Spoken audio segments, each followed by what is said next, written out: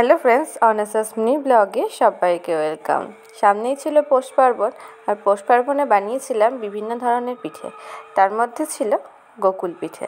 তো সেই গোকুল পিঠে বানানোর রেসিপিটা তখন তো তোমাদের সাথে শেয়ার করা হয়নি। তো আজকে সন্ধ্যাবেলায় আবারও খেতে ইচ্ছে হলো গোকুল পিঠে।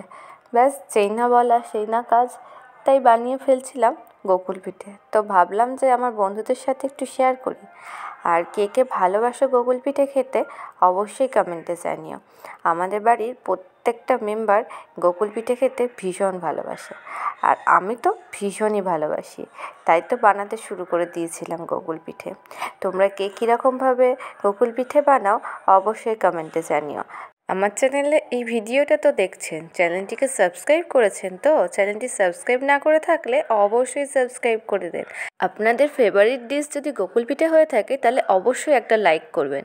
তো শীতকালে যেন এই সব জিনিসগুলো না খেলে যেন মনে হয় শীতকালটা বেকার চলে গেল। তো শীতকাল মানেই পিঠে পুলি পাটিসাপটা এইগুলোতেই যেন শীতটা কেটে যায়, তাই না? তো সেই রকমই গোকুল পিঠেটাও তাই। গোকুল পিঠেও সেই শীতের মধ্যেই তৈরি করা হয়, আর যতই গরমের সময় বানানো হয় না কেন তবুও শীতের মতন না টেস্ট পাওয়া যায় না। তো কেমন লাগলো অবশ্যই কমেন্টে জানিও।